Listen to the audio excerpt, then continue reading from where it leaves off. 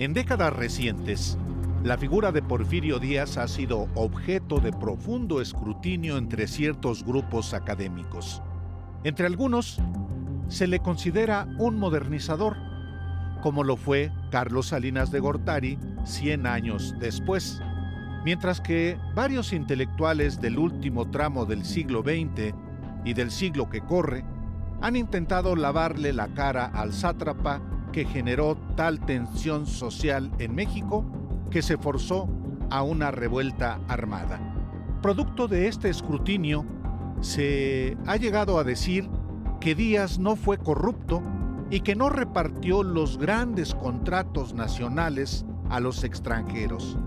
Incluso se minimiza que durante su dictadura hubiera una grosera explotación de indígenas, aunque esto escandalizó incluso entre la sociedad progresista estadounidense. Enrique Krause, entre otros muchos intelectuales contemporáneos, participó en el intento por reescribir la historia de Díaz. Dijo que no estaba documentado que el dictador fuera corrupto y textualmente lo afirmó. Cito: de Porfirio Díaz pueden decirse muchas cosas, pero no que fuera corrupto. Cierto, dio negocios y prebendas a los científicos y prohijó una bárbara acumulación y un saqueo despiadado con la ley de baldíos, pero lo hacía, al menos en parte, por las mismas razones ideológicas que guiaron a los liberales en la política de desamortización. Estos excesos fueron parte de un esfuerzo más amplio por darle fortaleza intelectual y empaque académico al neoliberalismo, torciendo a los liberales de tiempos de Porfirio Díaz y de Benito Juárez. Para fortuna de la historia, otros intelectuales, académicos e historiadores han logrado desmentir tales afirmaciones sin tampoco proponérselo. La verdad simplemente se ha impuesto. Porfirio Díaz y su círculo cercano eran depredadores que atentaban contra el interés nacional. La corrupción atrapó en una vorágine al gobierno completo y las élites nacionales y extranjeras se aprovecharon de las debilidades de una administración pública corrupta. El catedrático mexicano Jorge Jiménez, por ejemplo, detalla en su libro Empresario y Dictador, los negocios de Porfirio Díaz, 1876-1911, cómo una camarilla de vividores se apoderó del Estado mexicano para apresurar el reparto de los bienes que pertenecían a todos. La figura de Díaz, como la de cualquier político, merece un trato minucioso. No se olvide que a partir de su vida y obra se autorizó, desde los sexenios de Miguel de la Madrid y Carlos Salinas de Gortari, la creación de una burocracia dorada como la de finales del siglo XIX, una nueva casta de funcionarios y gestores de fondos públicos que justificaron la desigualdad, la pobreza y a las élites poderosas como necesarias en el tránsito hacia la modernidad, entre comillas, que nunca llegó. Fue también a partir del ideario del sátrapa que durante el neoliberalismo se hicieron reformas para degradar las conquistas de los trabajadores y para justificar la presencia de empresas extranjeras o nacionales que tienen como único interés generar ganancias, aunque eso signifique sacrificar el bienestar de las familias mexicanas. Este 2 de julio se cumplen 110 años de la muerte de Porfirio Díaz, el dictador que pensó que volvería en hombros para gobernar el país. Y por los maravillosos azares del destino, se cumplen 25 años de que Vicente Fox ganó las elecciones presidenciales del año 2000, ofreciendo un cambio de régimen para un país más justo, más generoso y ordenado. Fox inició su sexenio con grandes expectativas. Lo cerró cometiendo un fraude electoral para imponer a Felipe Calderón Hinojosa, de su propio partido, con mínimos de aprobación popular y con un fuerte reclamo porque permitió que su círculo cercano y las élites se fusionaran en un solo grupo depredador que se aprovechó de las debilidades de su corrupta administración. Como sucedió con Porfirio Díaz, el gobierno de Fox le sirvió a los grandes empresarios nacionales y extranjeros. Dejó en manos de las élites parte de los bienes del país y benefició con quitas de impuestos multimillonarias a los que estaban de su lado. La desigualdad se profundizó, la pobreza creció y, como sucedió un siglo antes, la oposición sufrió de acoso y persecución. Nunca hay que olvidar que es en ese contexto que se dio el desafuero de Andrés Manuel López Obrador, a quien Fox quería hundir en el desprestigio y luego cancelarle sus derechos políticos. Este 2 de julio, curiosamente, se engarzan dos historias que coinciden en el fondo, aunque las separe un siglo en el tiempo. Porfirio Díaz y Vicente Fox llegaron con la promesa de generar un cambio para bien de la República y no solo fallaron, los dos, que compartieron el mismo espíritu antidemocrático, violentaron el voto popular para retener el poder. Y los dos fueron defendidos por los grandes intereses económicos y por séquitos y camarillas de periodistas, medios, intelectuales, académicos y políticos que se beneficiaban de ellos y que los defendieron, aunque en esa defensa comprometieran sus profesiones y exhibieran su profunda mezquindad. La llegada de Porfirio Díaz al poder significó echar por los suelos las luchas que emprendieron Benito Juárez y los liberales de su tiempo, a la vez que se tradujo en un retroceso para las libertades y derechos adquiridos por sectores de la sociedad. Lo mismo sucedió con Vicente Fox. El presidente panista cosechó los frutos de las luchas contra el régimen emprendidas décadas atrás, sobre todo desde la izquierda. Fox se aprovechó del reclamo de democracia y apertura política que le costó la vida a cientos de estudiantes, luchadores sociales, opositores al sistema, mujeres y hombres del campo y de las ciudades. Llegó al poder usufructando esas luchas y, como Porfirio Díaz, apenas se sentó en la silla y torció el camino. El paralelismo del porfiriato y el foxismo no es casual.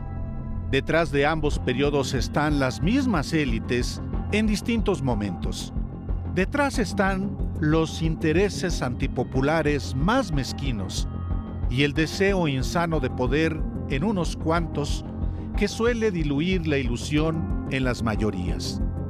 Díaz como Fox traicionaron al pueblo de México y pisotearon valores democráticos para imponer los intereses de una minoría. Y los dos se fueron al exilio a rumiar sus amarguras, a vestir de noche sus trajes de tirano y a soñar, que nada cuesta, con la inmortalidad.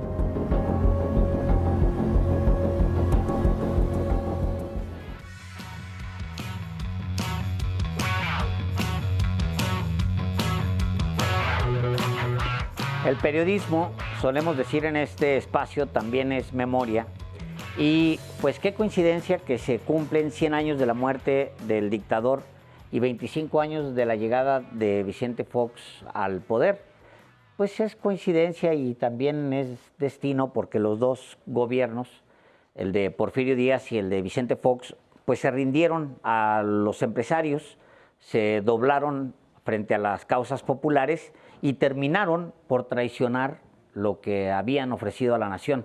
Es curioso que así se cumpla. En particular, Alejandro, el caso de Vicente Fox es siniestro, diríamos, lo digo de esta manera, porque después de 71 años de gobiernos del PRI, Vicente Fox planteó a los mexicanos un cambio, y ese cambio en realidad jamás se materializó. Fue una continuidad de los gobiernos neoliberales que comenzaron con Miguel de la Madrid, luego con Carlos Salinas, Ernesto Zedillo, y después de este bache en México que representó el gobierno de Vicente Fox y de Felipe Calderón, continuaron todavía un sexenio más de gobiernos del PRI, el encabezado por Enrique Peña Nieto, hasta que en 2018 hubo una modificación sustantiva en esa línea de gobierno tan parecida del neoliberalismo con el porfirismo. No por nada se le llama neoporfirismo a este periodo neoliberal en México. Sí, es también muy notorio que Vicente Fox haya gobernado, pues sí, de la mano de los empresarios y al mismo tiempo haya traicionado, como en su momento lo hizo Porfirio Díaz, principios democráticos que lo habían llevado al poder. Nada más el PAN gana una presidencia, la del 2000. Luego, en el 2006, comete un fraude. Encabezado por Vicente Fox, se comete un fraude y se roba la presidencia de la República. Es decir, el PAN gana nada más un periodo que es de 2000 a 2006, luego se gana una presidencia y luego ya en las intermedias del 2000, que es el 2009, las intermedias federales, ya el PAN pues ya muestra la decadencia que sigue hasta el día de hoy. En 2012 ya pierde no solamente la presidencia, sino que se va al tercer lugar. Efectivamente, pues ahí está marcada pues la ruta fallida del PAN. Y aunque es todavía el día de hoy la principal fuerza de oposición, el Partido Acción Nacional está en una crisis muy honda después de esta alianza, no solamente electoral, sino programática con el PRI, después de esta aventura tramada por el magnate Claudio X González. Y bueno, aunque dicen que ya no van a volver a unirse, como lo recomendó Enrique Krause a los panistas, la verdad de las cosas es que lo volvieron a hacer en Durango, en menor medida en Veracruz, y lo más probable es que vuelvan a ir juntos, Alejandro, en el 2027 y luego en el 2030 con lo poquito que les queda a cada uno. Bueno, pero en el camino se han venido desplumando. Para 2024 eran 3 fuerzas políticas agrupadas en torno al PRIAN-RD. Ahora, pues como usted sabe, el PRD pues no existe. El PAN es, pues sí, la primera fuerza de oposición en México, pero eso es por default, no porque se lo haya ganado, porque viene perdiendo votación. Y el PRI está en la antesala de perder hasta el registro, o sea que pues así seguirán, ese es su camino. La única gran incógnita es si les dará para sumar a Movimiento Ciudadano, MC, para que ya, pues sí, formen el MAC-PRIAN. Se oye más bonito. Se oye bonito, y yo creo que por ahí van. Aunque al partido Movimiento Ciudadano no le gusta mucho el PRI. No iría... Que son como competencia, ¿no? Sí, creen lo pues mismo. Son los dos PRIs. Aunque también el partido Movimiento Ciudadano, lo hemos dicho muchas veces, es el PAN naranja. Es la derecha nada más que pintada de naranja. En todo caso, ya lo veremos en los siguientes meses para ver inclusive si le entran a una reforma electoral, que también de eso hablaremos el día de hoy si nos da tiempo. Pues sí, ya está usted en Los Periodistas en Canal 11. Tenemos un programa fuerte, poderoso. Para empezar, le diría que hace apenas unas horas se informó sobre un operativo de fuerzas federales en 3 estados de la República. Hay más de 30 detenidos. Era una operación, ya le vamos a mostrar fotos, una operación para robar bienes. Al final eso es un bien de la nación, que es el hidrocarburo, para robarse, para guachicolear, que ves las instalaciones y dices, híjole, eso tiene complicidad, al menos local. Sin duda, son 3 estados, Querétaro, Estado de México y Ciudad de México, donde operaba esta organización criminal, y de eso le vamos a informar aquí en Los Periodistas en este domingo, previo a que se conmemoren los 25 años del triunfo de Vicente Fox.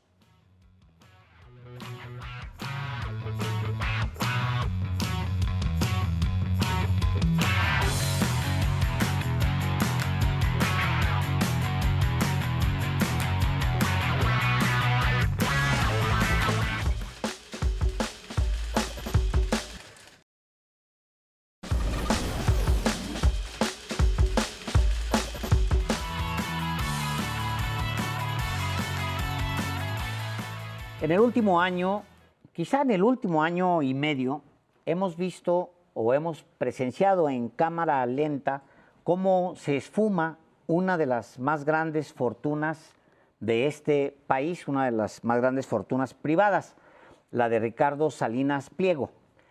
Esta semana que concluyó hubo una conferencia de prensa importante en ese sentido, porque da cuenta cómo la deuda que en algún momento había alcanzado 63,000 millones de pesos, ha brincado 11,000 millones de pesos adicionales hasta convertirse en una enorme piedra pesada de 74,000 millones de pesos al corte de la semana pasada, señor Delgado. Sí, efectivamente.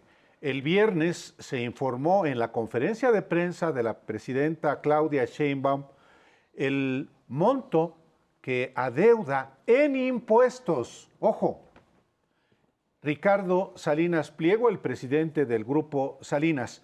Y es un asunto de interés público porque se trata efectivamente de la actualización de un débito que Salinas Pliego arrastra desde el gobierno de Felipe Calderón primero y luego en el gobierno de Enrique Peña Nieto. Es decir, no se trata de deudas que comenzaron en el gobierno de Andrés Manuel López Obrador y menos en el gobierno de la presidenta Claudia Sheinbaum. No, Grupo Salinas arrastra este adeudo de 74,000 millones de pesos y ha generado juicios que hasta la fecha son 32. 3 de ellos están ya para su resolución en la Suprema Corte de Justicia de la Nación. 5 juicios siguen en tribunales colegiados y 11 en el Tribunal Federal de Justicia Administrativa. Todo esto, de estos 32 juicios, solamente los que están en la Suprema Corte de Justicia de la Nación y cuyos proyectos corresponden a las ministras Lenia Batres, Yasmín Esquivel y al ministro Alberto Pérez Dayán, son 26,000 millones de pesos, sin contar, esto es importante decirlo, las actualizaciones que, de acuerdo con la estimación también del gobierno de la República, llegaría a 35,000 millones de pesos. Pero estos 3 asuntos en la Corte, Alejandro, son pues una parte muy importante de lo que debe Ricardo Salinas Pliego.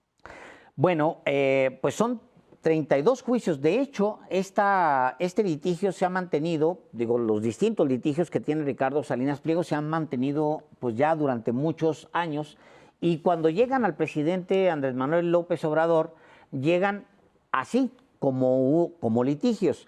El presidente López Obrador, pues en un afán de que se incorporara una parte de esa deuda a la hacienda pública, sobre todo en los años más complicados, después, durante y después de la pandemia, pues le ofreció a Ricardo Salinas Pliego, como es público y como lo dijo el presidente López Obrador en su momento y reconoce también Ricardo Salinas Pliego, se le ofreció una salida al empresario para que pagara el adeudo que tenía con Hacienda. Hay una versión que es la del presidente López Obrador que dice que simplemente no aceptó el acuerdo que le ofrecía el presidente de México. Una rebaja de 8,000 millones de pesos. Es correcto, y el presidente dice, bueno, pues yo descansé, reposé ahí porque son 8,000 millones de pesos, y Ricardo Salinas Pliego dice que no era una rebaja, sino que le querían cobrar, dice él, e insiste, el doble.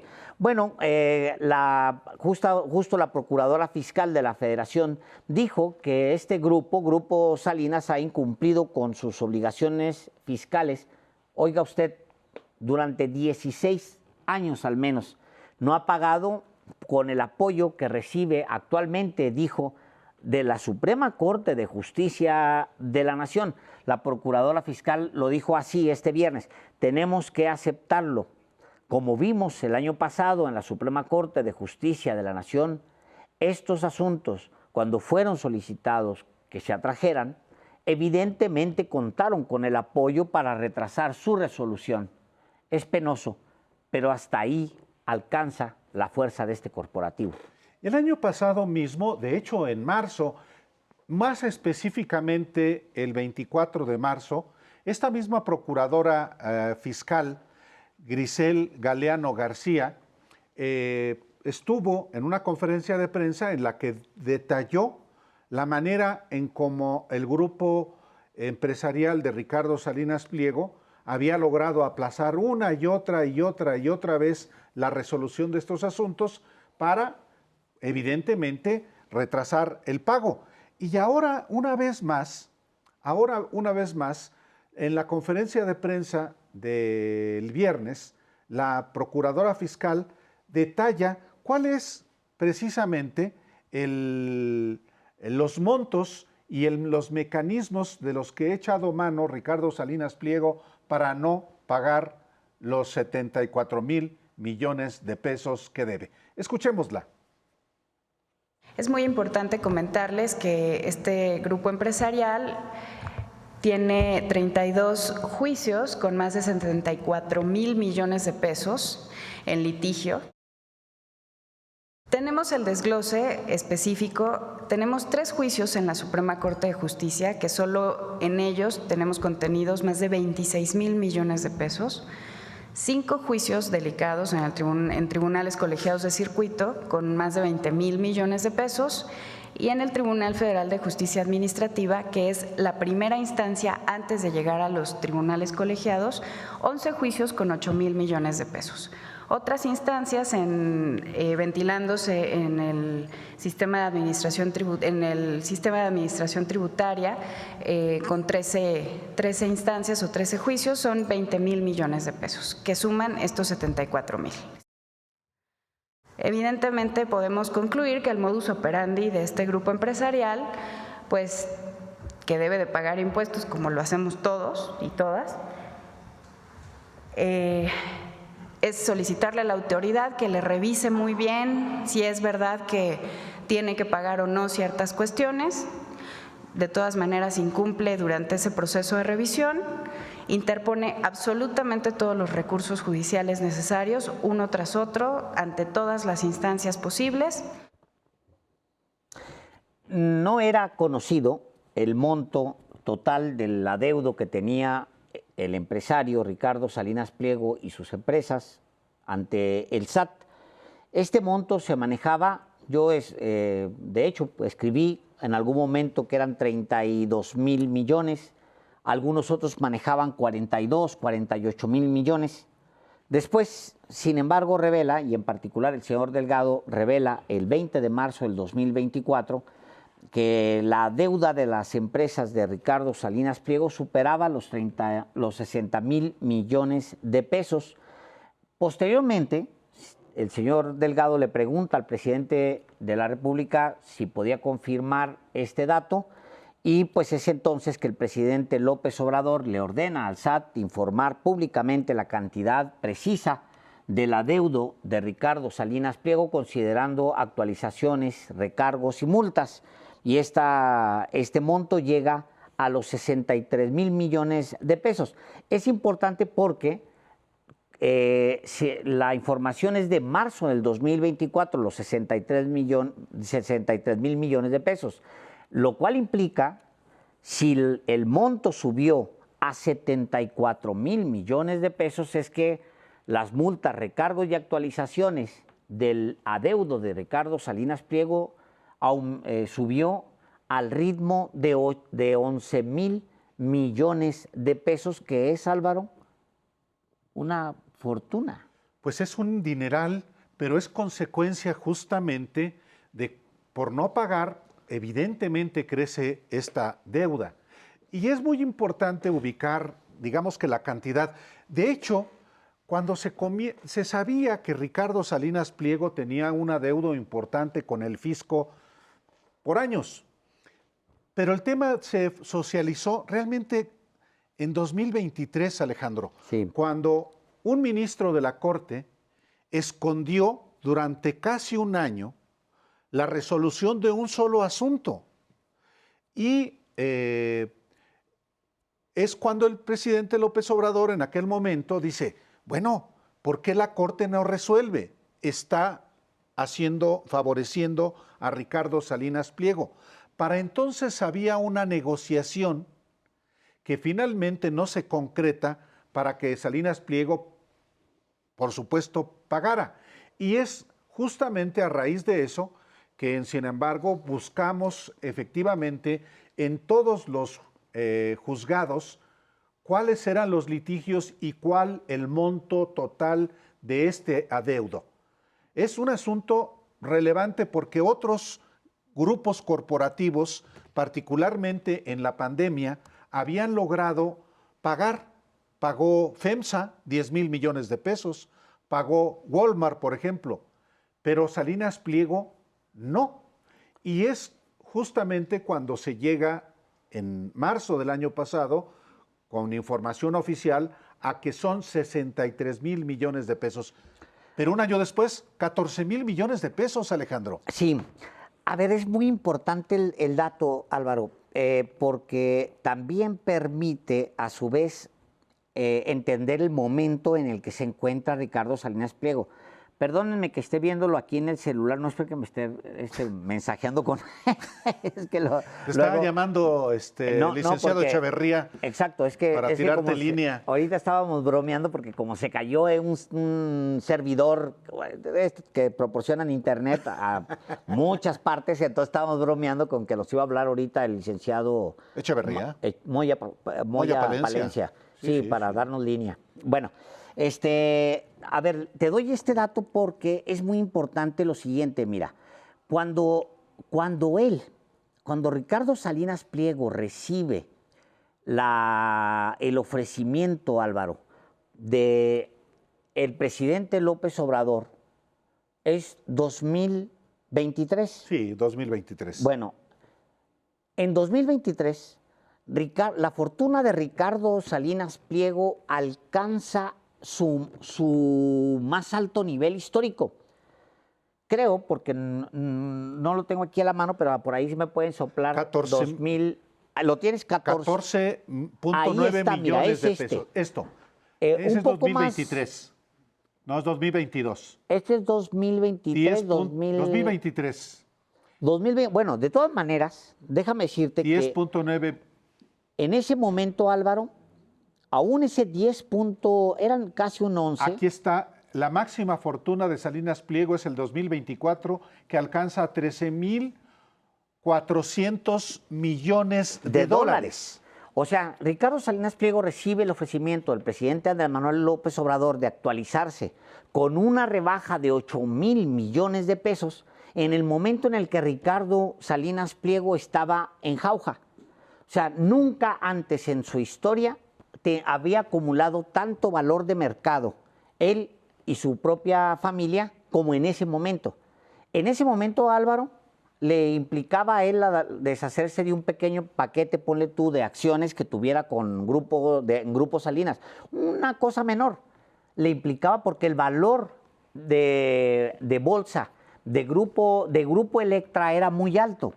Lo que veremos, y lo vamos a explicar un poco más adelante, es cómo viene un proceso de degradación con el que abríamos hace un momento este noticiero, que hemos asistido a la pérdida a la quema de un capital histórico, por lo menos del neoliberalismo que marcó una época, el capital de Ricardo Salinas Pliego. Sí, de hecho, ahora que regresemos de un corte, le vamos a seguir dando más detalles justamente de este derrumbe de la fortuna de Ricardo Salinas Pliego y además de esta enorme deuda de 74,000 millones de pesos, que es un asunto de inobjetable interés público, porque se trata de un comportamiento que no es legal.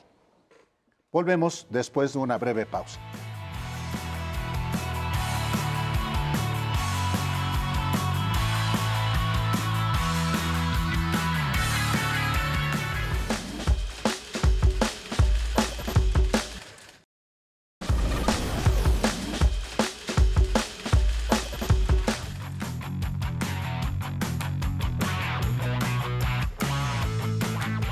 sin problema. A ver, es que lo que estamos platicando Álvaro y yo es justamente que el tono de la presidenta de México en la conferencia del viernes es muy importante, porque ella plantea, dice, en el fondo, toda la reacción que han tenido el grupo de medios que están dentro de la fortuna de Ricardo Salinas Pliego, la reacción que tienen contra la elección en el Poder Judicial, tiene como trasfondo justamente que desde el periodo del presidente Andrés Manuel López Obrador se ha señalado muy claramente de qué se trata el tamaño de la deuda y se le ha urgido públicamente para que pague. Yo creo que vale mucho la pena escucharlo para que quien se lo perdió lo vea, escuche el tono, es importante. Este es el fondo de por qué están en contra de la elección al Poder Judicial. ¿Por qué tanta motivación, tanta crítica, tanto enojo en contra de la elección al Poder Judicial? Pues porque tenían vínculos con muchos ministros y ministras que permitían pues este aletargamiento en la decisión o una decisión que pudiera ser favorable a este grupo, que sería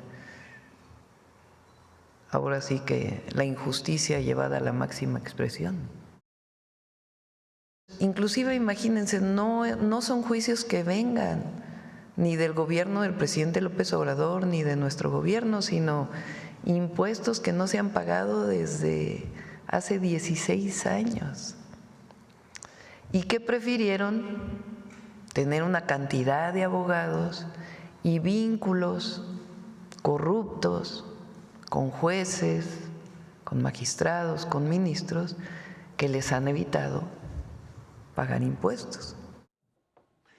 Bueno, no lo dijo la presidenta Claudia Sheinbaum en esta conferencia de prensa, pero yo sí se lo digo. Uno de los ministros que, por ejemplo, guardó el expediente, uno de los juicios de Ricardo Salinas Pliego fue el ministro ya retirado, que se jubiló, Luis María Aguilar Morales. Él guardó durante 9 meses el expediente para no resolverlo. Bueno, ahora, después de que la presidenta de México da a conocer justamente, o la procuradora fiscal en presencia de la presidenta da a conocer el monto de la deuda de Ricardo Salinas Pliego, el Grupo Salinas dice, nos quieren silenciar. Y es un comunicado del Grupo Salinas el que establece que nuevamente las instituciones del Estado han sido usadas para el acoso sistemático y la presión política en contra de Grupo Salinas en búsqueda de acallar y someter a voces críticas, como si fuera lo mismo, el mismo tema. O como si hace 16 años, porque este conflicto empieza hace 16 ¿sí? años, la intención hubiera sido esa, porque si otra vez intentan acallar, bueno, hace 16 años, ¿quién gobernaba? Claro, era Felipe Calderón. Pero lo que dice Ricardo Salinas Pliego sobre el actual gobierno es la procuradora fiscal Grisel Galeano fue la encargada de llevar la extorsión fiscal a niveles impropios del Estado de Derecho o de gobiernos democráticos. Esta es una muestra, dice el Grupo Salinas, una muestra clara de la herencia del expresidente López Obrador, quien siempre operó con ataques, calumnias y consignas militantes de la más alta tribuna del país en contra de un grupo empresarial exitoso y próspero con un solo objetivo: amedrentar y silenciar a quienes critican al poder y presionar a juzgadores para que fallen en el sentido que les conviene. Agrega este comunicado del grupo empresarial encabezado por Ricardo Salinas Pliego. Al igual que la anterior administración, la procuradora fiscal exhibe que la ley no les importa, que el debido proceso, la presunción de inocencia y la imparcialidad son letra muerta con tal de asegurar que solo su verdad sea válida y reproducida hasta la náusea. Y finalmente dice, para el autoritarismo manifiesto en voz de la procuradora fiscal, resulta fácil declarar culpables a como dé lugar para cobrar dinero que pueden después regalar a sus bases electorales. Y más importante aún, distraer al pueblo bueno de sus errores y fallas. Los supuestos adeudos presentados en la conferencia matutina son extorsiones a partir de cobros dobles, abusivos e ilegales por parte del corrupto sistema de administración tributaria, con afán de cubrir los huecos en las finanzas públicas que dejaron las obras faraónicas del sexenio pasado. Y las enumera, Alejandro. Sí, se va enumerando al AIFA, Dos Bocas, y luego menciona el Tren Maya, y luego dice al final, queda claro que lo suyo es gastar y endeudarse endeudar irresponsablemente a los mexicanos. Ahora, la tónica es exactamente la misma. Quieren quitarme a mí dinero los corruptos del SAT. Es una extorsión porque quieren cubrir huecos en las finanzas públicas.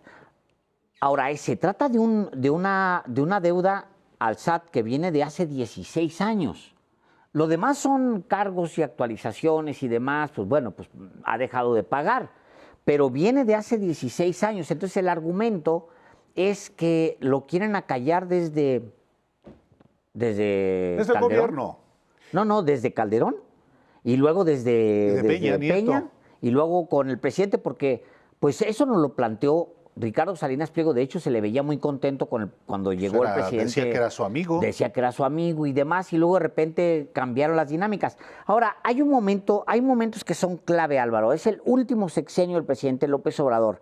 Ese momento donde él le ofrece a Salinas Pliego que se actualice.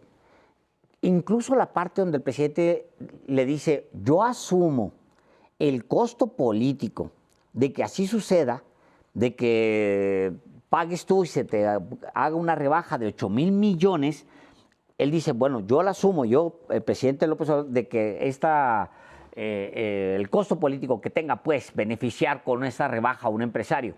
Ni aún así, Salinas Pliego lo acepta. Es que no quiere pagar nada. No quiere pagar nada, ese es el asunto. Y por eso ahora, Alejandro, y usted que nos ve y que nos escucha aquí en Los Periodistas, el tono de Ricardo Salinas Pliego ya también subió. Sube un mensaje en su cuenta de X, Alejandro, y ahora ya menciona a la presidenta Claudia Sheinbaum. Sí. Y le dice que es como Goebbels. Como Goebbels, así es. O sea, además utiliza un ejemplo que el presidente López Obrador utilizó todo el sexenio. Lo que dice Ricardo Salinas Pliego, es muy difícil robarle una frase a López Obrador, digo, así sea Salinas Pliego, pero intenta robarle esa frase porque el presidente López Obrador siempre dijo, en respuesta a la prensa, que siempre repetían un mismo argumento históricamente en contra de él, desde el pasado, desde la campaña en contra de él del 2005, 2006, 2007, etcétera, que siempre repetían una y otra idea con el fin de que, aunque no fuera real, se quedara algo, tenía otra idea que era, aunque la calumnia, aunque no mancha tizna, decía él, ¿no? Entonces intenta Salinas Pliego robarle una frase que está muy asociada con López Obrador, que es, no, pues repite una mentira, como Goebbels le dice a la presidenta de México. Híjole, hay muchas maneras de interpretar ese señalamiento, Álvaro, porque pues es a la presidenta, es a una mujer, pero también recordemos que ella viene de ascendencia judía, eso es real. O sea, llamarle nazi ya en algún momento, compararla con un nazi, a mí me parece que es ya un exceso que no se debe permitir absolutamente nadie con la presidenta de México, honestamente. Bueno, para que veas el nivel de irritación de Ricardo Salinas Pliego sobre pues esta exposición de lo que debe. Y si te parece, vamos a escuchar al propio Ricardo Salinas Pliego en este fragmento sobre la presidenta de México. A ver, ¿qué le van a decir a la señora Sheinbaum? Lo que dice la señora es que no pagamos impuestos. Mentira, sí pagamos mucho.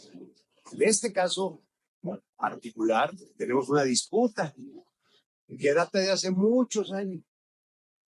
Y ella sabe perfectamente por qué, no tengo que explicarlo. Pero para que veas cómo usa la técnica de la gran mentira. Es la mejor alumna de Goebbels, el ministro de propaganda de Hitler. Y Goebbels decía, tú repite una mentira 1000 veces y vas a ver que se convierte en verdad.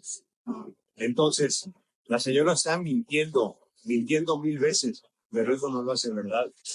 Además, los impuestos que pagamos se malgastan en tonterías como el Tren Maya, como la refinería, como el AIPA. Todo eso es infinitamente superior a lo que nosotros podremos aportar a las arcas públicas. Si se hubieran puesto de acuerdo los gobiernícolas ladrones, que cobrarían una cosa ya, pero no, quieren cobrarme de 2. Así que vamos a seguir luchando. Vamos a seguir luchando por la verdad, ¿verdad? Nos vamos a defender con todo. Bueno, es mínimo, es interesante lo que plantea Ricardo Salinas Pliego, mínimo. O sea, él habla de una deuda que no paga porque se la van a gastar mal, ¿según quién? Según él, ¿no? No voy a pagar porque se lo gastan en cosas que yo no quiero. Bueno, no, eso no necesariamente te da la autoridad ni moral ni de ningún tipo para decir en qué sí puedes pagar tus impuestos para que se destine a qué. Por un lado. Por el otro lado, a mí se me parece que el tono de Ricardo Salinas Pliego, sea por desesperación o sea porque él mismo ha decidido romper fronteras, es un tono que no utilizó con el presidente López Obrador. No lo utilizó con el presidente López Obrador. Va en aumento el tono de Ricardo Salinas Pliego. Digo, hace bien. Si eso es la batalla que quiere dar, hace bien. Ahora, ya en el análisis de su propia fortuna nos vamos a ir dando cuenta de que es un empresario que va de un error al siguiente. Sí, y que tiene, por supuesto, sus acciones, sus decisiones que han mermado, ya no digamos su credibilidad, porque en realidad es un personaje que hasta en la propia ámbito de la empresa no es muy bien visto, que digamos, no es un hombre respetado, pero más allá de eso son decisiones suyas, propias, las que lo han conducido hasta el estado en que se encuentra su deuda. ¿Por qué no ha querido pagar? Los criterios que han sostenido los tribunales no vienen ni siquiera del gobierno de López Obrador. Son criterios establecidos en los tribunales, es decir, en el Poder Judicial. Ha ganado algunos litigios y ha perdido otros. En realidad los ha perdido ya todos, pero no por criterios emitidos por un gobierno, sino por los tribunales colegiados. Principios y criterios que han sido retomados por ministros de la Corte precisamente para resolver ahora sobre los 3 pendientes. Dicho de otra manera, como a manera de explicación, conforme los jueces van resolviendo ese material, digamos, la resolución que hace un juez, conforme los jueces van pasando, van quedando como un antecedente. ¿Sí? Tal cual, así como se lo estoy diciendo a usted, quedan como una especie de antecedente que utiliza la siguiente instancia, voltea a verla, toma estos antecedentes y eso le sirve para tomar la siguiente decisión. Entonces, bueno, no son criterios que se armaron en el Ejecutivo, sino que se fueron armando, además en un largo periodo de tiempo, en el Poder Judicial. Vamos a regresar en un momento más con más información, así que quédese aquí con nosotros.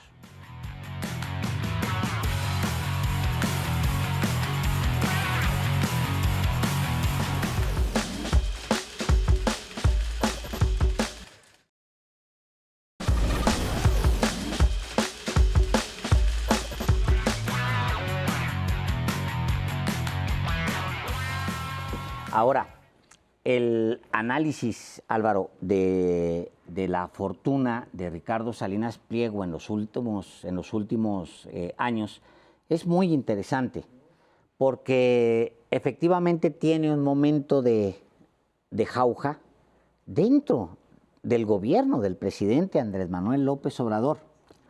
Y la caída de la fortuna de Ricardo Salinas Pliego no está relacionada en lo absoluto con el presidente López Obrador o con el gobierno federal. Es muy interesante ese dato. Si quieren, tenemos un primer gráfico. Estos gráficos son los que elabora Forbes. La revista Forbes. La revista internacional. Mira, este es el primer dato, es muy importante. 2016. 2016. Digamos que es el llano o es la parte más baja pues de este gráfico. 2016, 4.3 mil millones de dólares es la fortuna de Ricardo Salinas Pliego. En esa habían dado durante un largo periodo. Luego se da la transición hacia el gobierno del presidente López Obrador, pero antes, de hecho, baja un poco, todavía con... De 2016 a 2017. Con Enrique Peña Nieto, millones de dólares. A 3.6 mil millones de dólares. Luego se da la transición. Ya para el 2018, en el cierre de ese año, me imagino que toman año fiscal, crece la fortuna de Ricardo Salinas Pliego desde 3 y fracción mil millones de dólares a 7. La duplica, ¿eh? La duplica. De un año a otro, de 18 al 19, del 17 al 18. Es muy probable, Álvaro, que pueda ser incluso hasta el 18 un tema de percepción, porque, pues sí, era el amigo, como le sucedió a Elon Musk. Pongo ese ejemplo porque es un ejemplo global. Elon Musk crece su fortuna en el primer arranque, ustedes recordarán, de la presidencia de Donald Trump. ¿Por qué? Pues bueno, porque era la percepción, o sea, es el amigo del presidente, a sus empresas le va a ir bien. Lo mismo le pasa a Ricardo Salinas Pliego, creo, allí, porque no tiene otra explicación, no hay una gran operación que haya hecho, seguramente es por el mercado bursátil. Luego, otro brinco, a 2019, antes del inicio de la pandemia, da un brinco hasta los 11.1 mil millones de dólares su fortuna. Son 2 años muy buenos del arranque de la presidencia del presidente López Obrador. Para 2020 la pandemia no le hace absolutamente nada a Ricardo Salinas Pliego. Todo lo contrario, para 2021 tiene todavía un aumento en su fortuna hasta 12.9 mil millones de dólares. Estamos hablando del mero periodo de pandemia, y Ricardo Salinas Pliego, que por cierto obliga a sus trabajadores a ir físicamente a sus empresas, un evento que fue ampliamente cubierto en su momento. 2022, estamos hablando ya de una fortuna de 12.4 mil millones. Tiene un pequeño ajuste para 2023, pero este año es muy importante. Tiene en 2023 10.9 mil millones de dólares disponibles, Álvaro. Cuando se supone negocia con el gobierno de Andrés Manuel López Obrador la quita de 8 mil millones de dólares que el propio López Obrador reconoce que le propuso y que Salinas Pliego no aceptó. Sí, pues es este momento, creo yo, de gran oportunidad para Ricardo Salinas Pliego entre el 2023 y el 2024. Quizás, Álvaro, como suele suceder en algunos corporativos, cuando gana demasiado el peso de los abogados con respecto al peso propiamente de los estrategas económicos o financieros o empresariales o corporativos, cuando ganan los abogados suele suceder suelen darse este tipo de decisiones. Oye, ya estamos muy cerquita de ganar, en los tribunales, ¿no?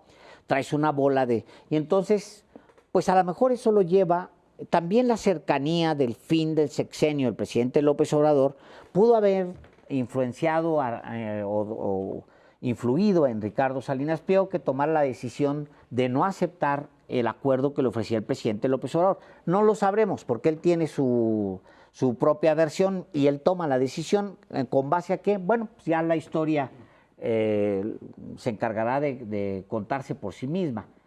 Ahora, vean ustedes en este momento, entre 2024 y 2025 hay un desplome tremendo en la fortuna de Ricardo Salinas Pliego. Pasa de su máximo histórico, de un momento realmente de jauja, de 13.4 mil millones de dólares, entra en un tremendo tobogán y cae casi 9 mil millones de dólares hasta 4.9 mil millones. ¿Cómo se da esto y por qué es importante este ajuste? ¿Se involucra al presidente López Obrador? ¿Involucra a Claudia Sheinbaum? ¿Involucra al SAT? No necesariamente. Esta caída tiene que ver con que en el pasado se había sacado la acción del mercado de la Bolsa Mexicana de Valores y luego al momento de regresar a la Bolsa Mexicana de Valores hubo una caída tremenda de la acción, tremenda, a tal nivel que Ricardo Salinas Pliego pierde en un solo día una fortuna. Dicho por quién, Álvaro, quien lo explica primero es Bloomberg. Ahora verás, déjame, te doy el dato, porque creo que sí vale mucho la pena.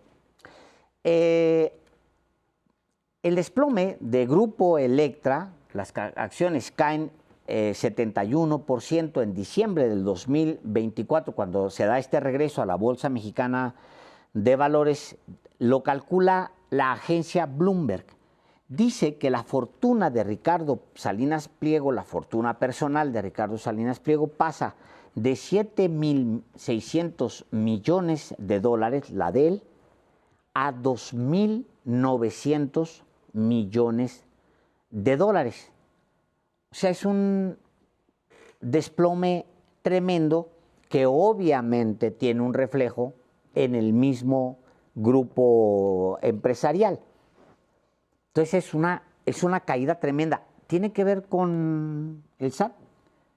No, esa deuda está aparte litigándose en tribunales, está en un cajón de un ministro, otra parte está en tribunales colegiados, con magistrados, ¿no? Ahí está. Con jueces todavía. Con jueces, alguna parte de esa deuda, pero sí, no tiene que ver con eso.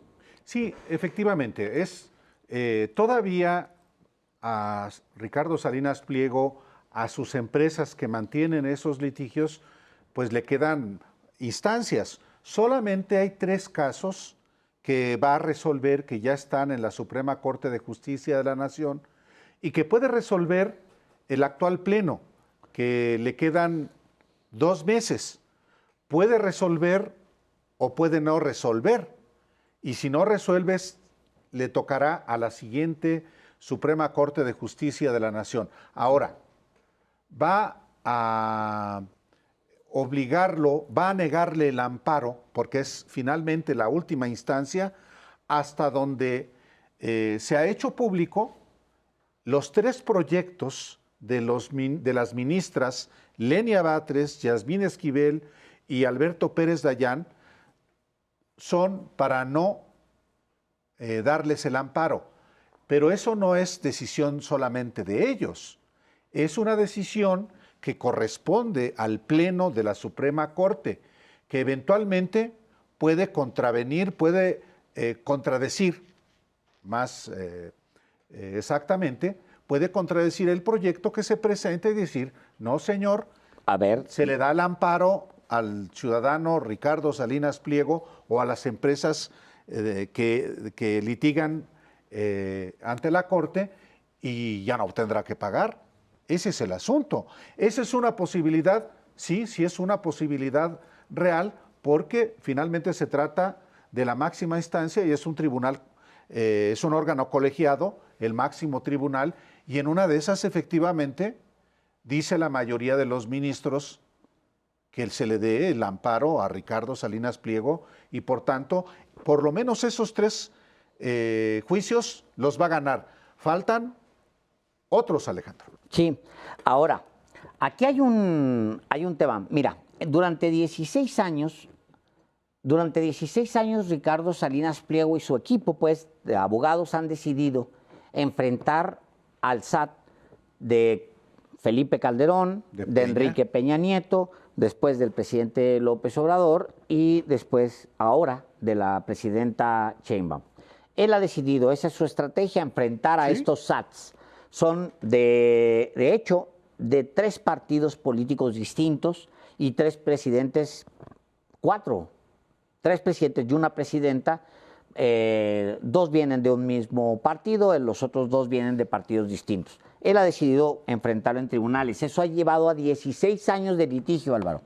Nada más que los adeudos que tiene Ricardo Salinas Pliego nos dicen que cada año tiene un costo para él. 11,000 millones de pesos, o bien en dólares, 500 al tipo de cambio de hoy por la mañana, 585,000 millones de dólares se le acumulan a Ricardo Salinas Pliego en recargos, si es que lo que vimos entre 2023 y 2024 y 2025, que es lo que plantea la presidenta Sheinbaum, es, digamos, lo que va a ser la constante. Si digamos que los recargos, las actualizaciones y demás van a andar en ese monto, 11,000 millones de pesos. Eso significa, Álvaro, que es una bola de nieve que se está convirtiendo en una montaña. No veo yo cómo vas a salir en otros 16 años de litigio a una bola de ese tamaño, Álvaro. Por lo pronto, los 3 juicios que están en la Corte, pues se van a resolver en esta o en la siguiente Suprema Corte de Justicia de la Nación. Y, que tiene implicaciones, porque la siguiente por Corte... supuesto, la siguiente Suprema Corte de Justicia de la Nación es ya la integrada con el voto popular. Esa es la diferencia sustantiva. Por eso, ojalá que se resuelva en esta misma pleno de la Suprema Corte. Quedan 2 meses, quedan 2 meses de esta Suprema Corte de Justicia de la Nación y que efectivamente actúe conforme a la ley, y si la Suprema Corte de Justicia de la Nación resuelve que le otorga el amparo a Ricardo Salinas Pliego, que se lo otorgue. Pues bueno, que se lo otorgue. Claro, bueno. Y se salvará de no pagar. Bueno. Si es al contrario, una parte, por supuesto. Claro. Si es al contrario, pues va a tener que pagar. Y ya no hay más instancia, Álvaro. No hay. En esos 3 que suman 30 y... Son alrededor de 30,000 millones de pesos. En esos va a tener que responder de alguna manera. Es mucho dinero. ¿Quién sabe cómo se le hace para... Bueno, pues es que se arrastra de tantos años. Ese es el asunto y ese es el interés público. ¿Por qué abordar un asunto fiscal? Precisamente porque pues, es un asunto legal y quienes pagamos impuestos, pues tenemos justamente la obligación de cumplir como lo establece la ley.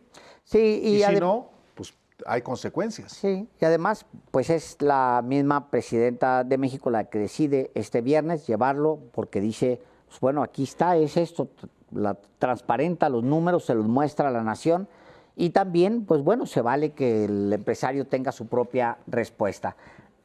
Obvio, le daremos cualquier actualización que se dé en los siguientes meses. Vamos a un corte y regresamos.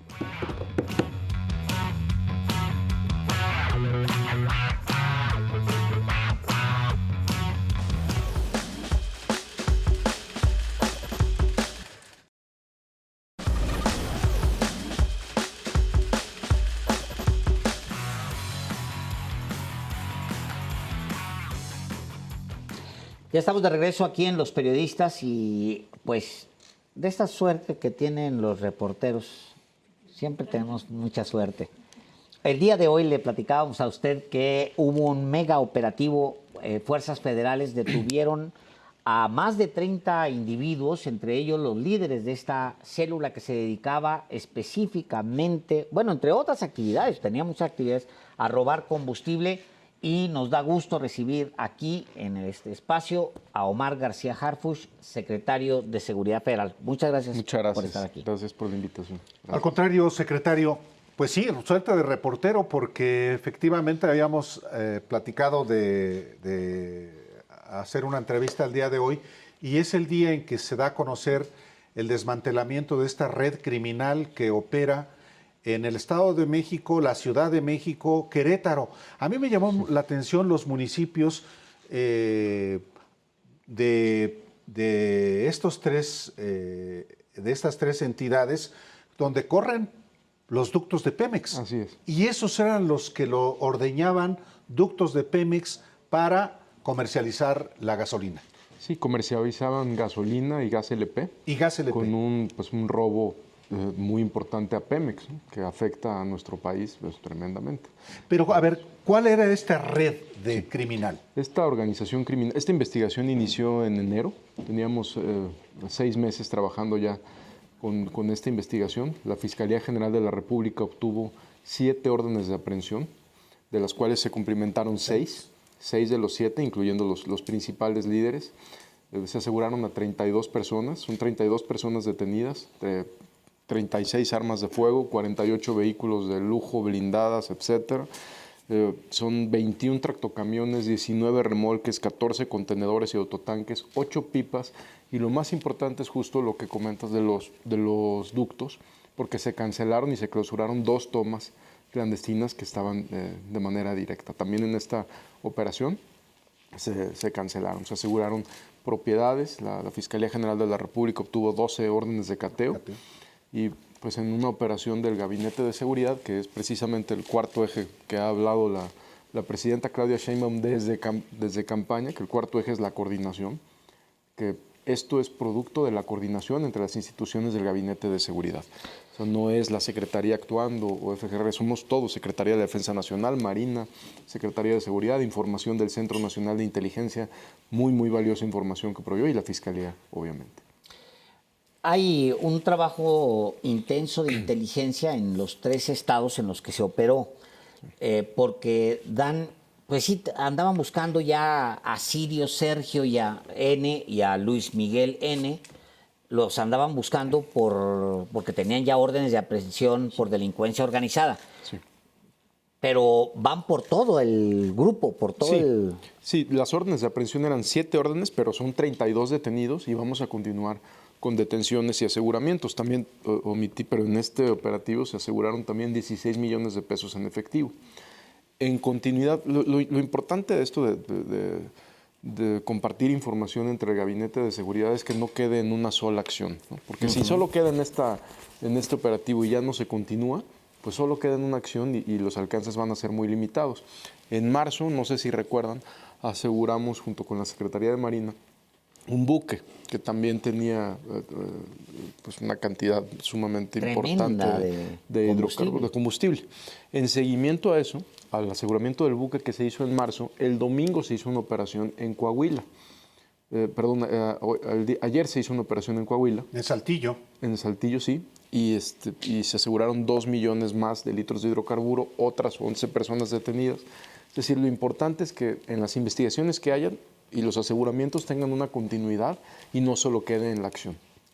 Yo escuché una pregunta específica de una compañera del diario Reforma que preguntaba si estos involucrados en el robo de combustible pertenecen al cártel Jalisco Nueva Generación y al cártel de Santa Rosa de Lima, que son los que se disputan particularmente en Guanajuato y parte de Querétaro, hasta donde hay información. Pero usted respondió que los detenidos no forman parte de estas 2 organizaciones criminales. Sí. Es una tercera. Esta organización criminal, importante, estructurada, estaba completamente dedicada a robo de hidrocarburos. No pertenece a una organización como Cártel Jalisco, Cártel de Sinaloa, que tengan que ver con tráfico de drogas, armamento, homicidios. No. Estos estaban dedicados a robo de combustible desde algunos años ya. Entonces no los tenemos al momento, también como lo dijo hoy el fiscal, hay que esperar las diligencias correspondientes, pero al momento no los tenemos vinculados con ninguna otra organización. Porque no les encuentran necesariamente drogas, digamos, en volúmenes no, se aseguraron dosis de droga, o sea, muchos medicamentos controlados, nos llamó un poco la atención, hay como 80 cajas de medicamento controlado, pero nada que indique que eran una organización criminal dedicada a la venta de droga. Donde mayor robo de combustible hay, o de los más importantes, es en la zona centro del país, y es justo donde pues, estas operaciones se llevaron a cabo. A mí me llama la atención efectivamente esta organización, los municipios y los estados que están involucrados. Yo he visto, porque circulo por esa carretera México-Querétaro, la venta a pie de carretera de combustible robado.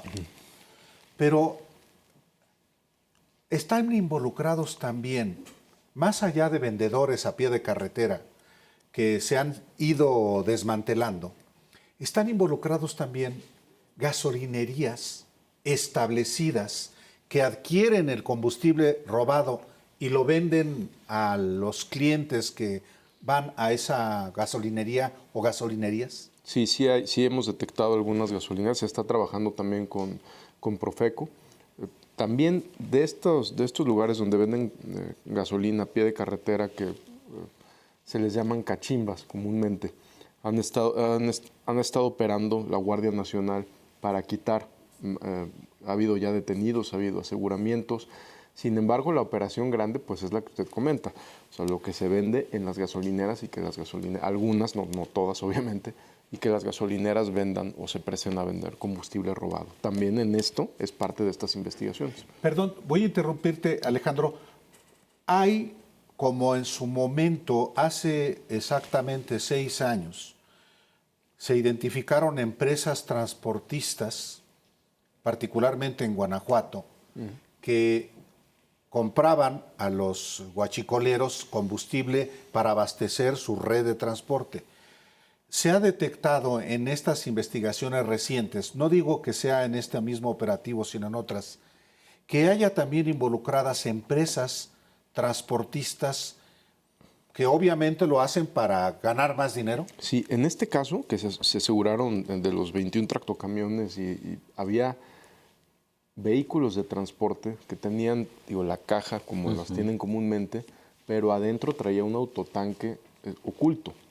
Entonces, en este caso, en esta red, más que una empresa, eran la misma empresa que tenía sus propios autotanques en tractocamiones ocultos. Ahora hay un tanque estacionario que es enorme, qué lástima que ya no alcanzamos a transmitirlo, pero es enorme, es una cosa espectacular. ¿Cómo es posible que ninguna autoridad lo haya verificado, o si se verificó, alguna autoridad local, secretario? Sí.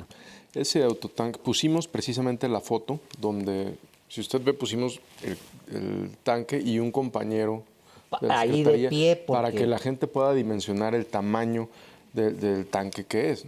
Y sí, me parece que era de 500,000 litros, una cosa así. Monstruoso. Sí. Entonces, pues pasa cualquier autoridad, lo ve, lo puede ver a ojo simple. Precisamente, bueno, estaba dentro de una instalación, que fue donde se cateó, no estaba en vía pública, obviamente, pero es también parte de las investigaciones.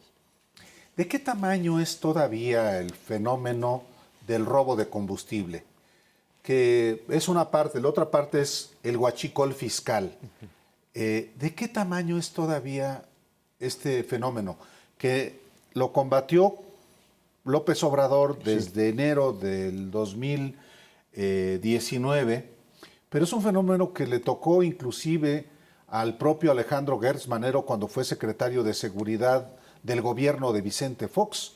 No es un fenómeno nuevo, pero ha crecido. ¿Cuál es la dimensión actual de ese fenómeno criminal? Es importante, es algo delicado. como bien, desde la administración pasada, desde la administración del presidente López Obrador, se incrementaron las operaciones en contra de este delito.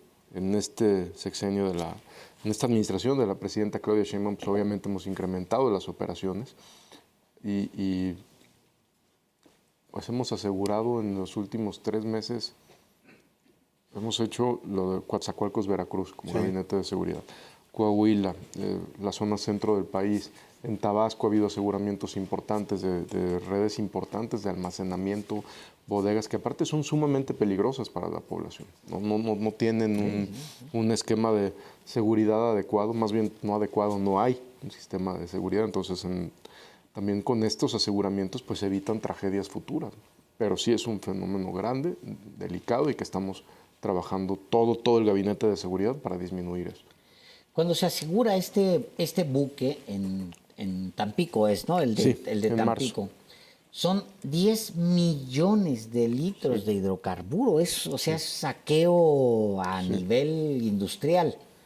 Y luego se viene este otro, la operación en Saltillo, el cateo de Saltillo, donde se detienen a 11 personas y demás. Ahora, tanto en el caso último, el de hoy, que presentan el día de hoy, como en este otro de Tampico, la gran duda es quiénes son los que distribuyen. Porque pasa mucho, por ejemplo, cuando volteamos a ver Estados Unidos, nosotros dos siempre reclamamos que dónde están los cárteles allá, que quién distribuye la mercancía y demás. Ahora, ya visto de este lado, cualquiera podría decir, oigan, qué bueno que esté desarticulando estas bandas, pero ¿a qué horas van a llegar con los que distribuyen? Que pues va a tener que ser gasolineros, si no, ¿de qué otra manera? Sí, en estos 8 meses de lo que va de gobierno hemos adquirido y obtenido mucha información. Quisiéramos que fuera más rápido, obviamente, pero pues esta operación de este fin de semana nos tomó 6 meses. 6 meses que la verdad la Fiscalía General de la República también obtuvo los cateos, las órdenes de aprehensión, es decir, una investigación que tenga un proceso muy adecuado para que no haya fallas en el proceso. Entonces, lamentablemente no es tan rápido como quisiéramos, pero por supuesto que con este tipo de acciones, pues lo que sigue son la investigación a todo lo que... Pero eso está clarísimo, o sea, ustedes lo tienen clarísimo que alguien distribuye. Y también, por supuesto, también el involucramiento de ciertas autoridades. Claro. Exactamente. No se puede entender de otra manera. Es decir, ¿a qué nivel hay protección? Eso no se entiende si la protección institucional que otorgan autoridades. ¿Presidentes municipales? ¿A nivel de gobierno estatal? ¿De qué nivel es la protección, la colusión, las complicidades? Cuando tengamos la información concreta, lo vamos a dar a conocer, por supuesto, de manera inmediata, ¿no? Los aseguramientos que se han hecho en estos meses son muy importantes y el proceso que se está llevando a cabo, porque una vez que nosotros, ya sea Sedena, Marina, Secretaría de Seguridad, Guardia Nacional, pone a disposición de la Fiscalía General de la República, la Fiscalía ya comienza con una serie de procesos distintos, ¿no? Como también hasta llegar a ofrecer un criterio de oportunidad con tal de que haya una colaboración adecuada. Y eso lo platicamos hoy con el Fiscal General de la República y hasta consecuencia de lo de Tamaulipas, de estos 10 millones de litros de hidrocarburo, vean ustedes de qué tamaño es la operación de Saltillo. Es un predio, pero son 1.990.000 litros de hidrocarburo. Sí. Son 3 tractocamiones, son 11 ferrotanques, son 20 pipas las que se decomisan ahí en Saltillo, son 3 tractocamiones doblemente articulados, 5 autotanques, 7 bombas de carga y descarga de hidrocarburo, una planta de luz. O sea, estamos hablando de una operación masiva para saquear recursos del país. Vamos a ir un corte, secretario, si usted nos lo permite, para seguir conversando. Está usted en Los Periodistas, estamos en conversación con Omar García Harfuch. Volvemos.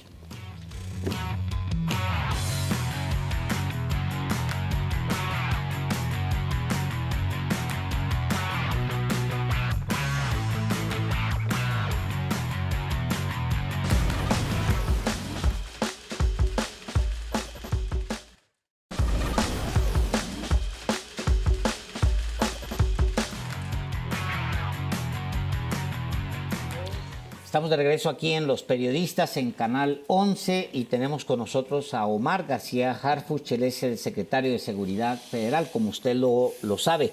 Y tenemos las gráficas, porque sí vale la pena verlos, ver cada uno de los gráficos y que usted los vaya explicando, secretario, porque yo decía del tanque, pero hasta que no ves esa salchicha enorme. Gigantesca, es de gas. Ese era de gas. De gas sí. LP. Sí, sí. Entonces, bueno, este es el gráfico que hoy se presentó en la conferencia de prensa que hubo a las 16 horas en la Secretaría de Seguridad, donde estuvieron pues, los miembros del Gabinete de Seguridad Nacional. Ya nos expuso, secretario, las detenciones, 32 detenciones, el cumplimiento de 6 de 7 órdenes de aprehensión, la detención de estas 32 personas. Pero si van pasando, por favor, las imágenes, esta también es importante. Sí. No, ahí lo que refiere son los casi 16 millones de pesos asegurados, los 14 semirremolques, semitanques, 8 o 5, no alcanzo a ver remolques, las cajas secas, las 36 armas de fuego, 48 vehículos, algunos blindados, otros eran de lujo, 12 motocicletas, armas y bueno, hasta unos animalitos de ahí de... Sí, loros, sí, un cachorro de león, 2 monitos araña, 13 caballos. Sí.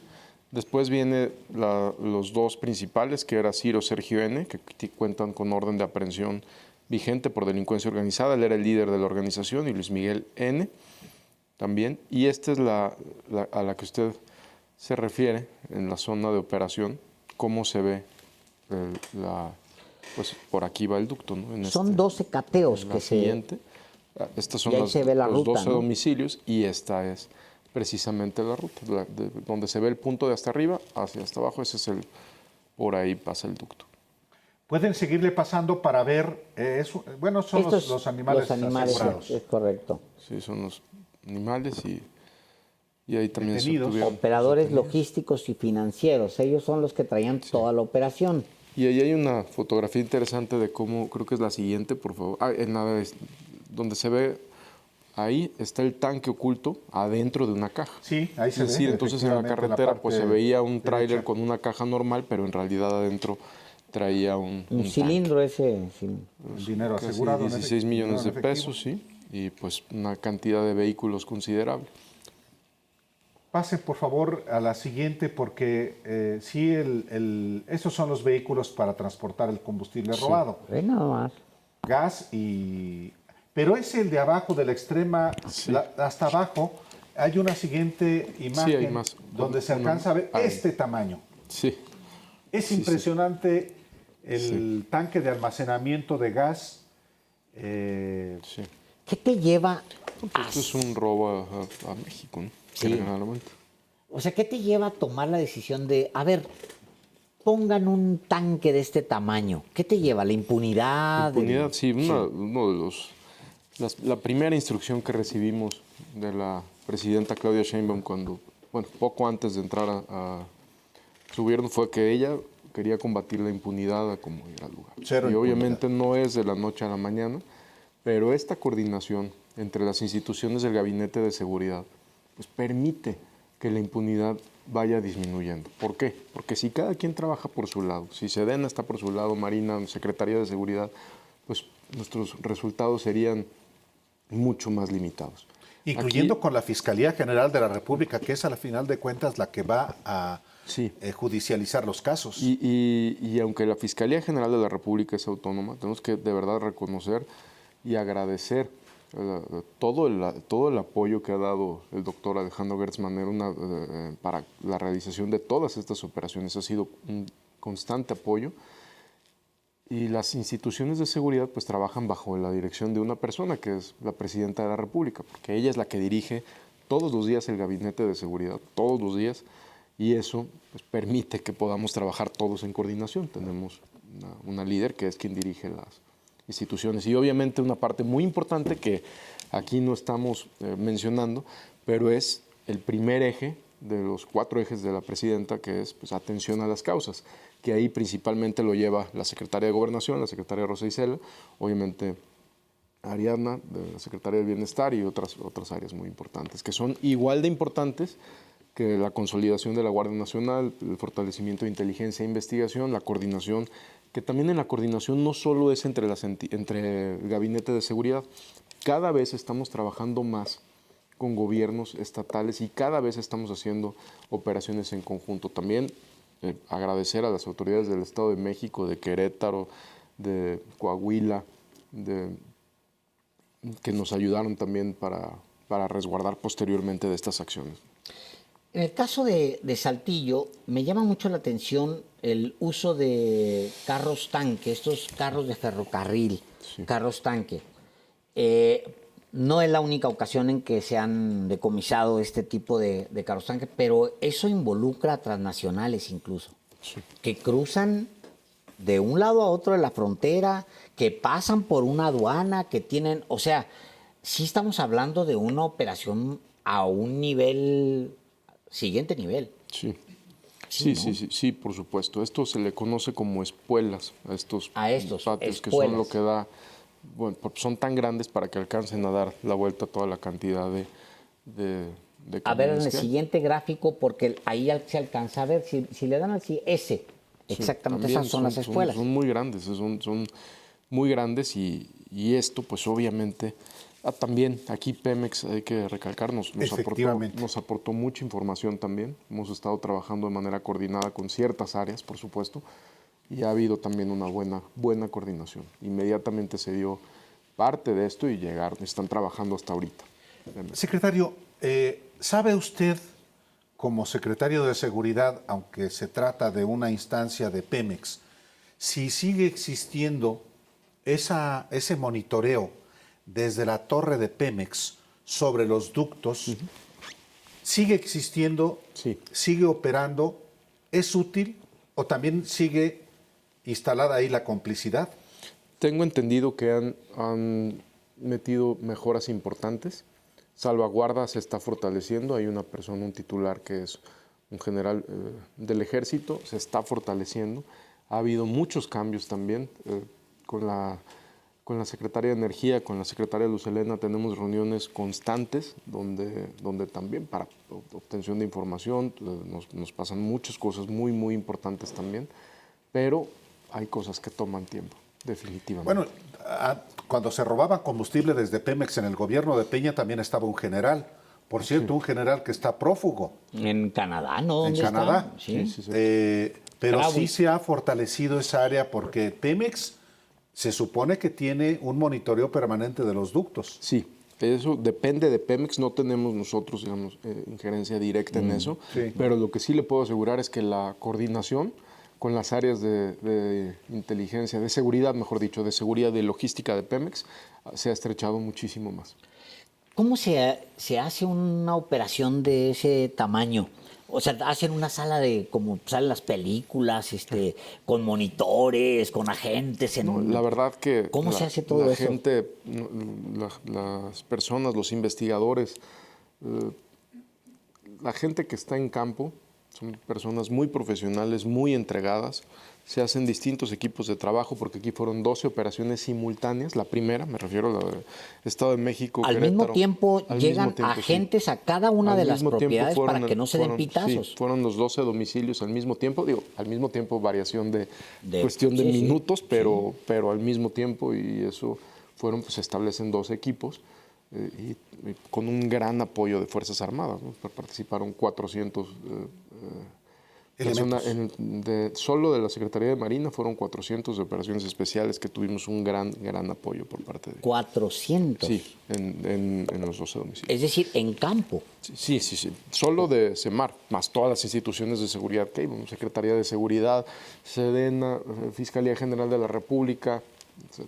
Y los equipos que llegan y aseguran, por ejemplo, pues, material, me imagino que llegan y luego sobre las computadoras, sobre... Sí, van peritos de la Fiscalía General de la República para hacer ese tipo de aseguramientos. Primero entra un equipo de seguridad para detener a las personas, asegurar, ya una vez que esté seguro el lugar, pues ya ingresan.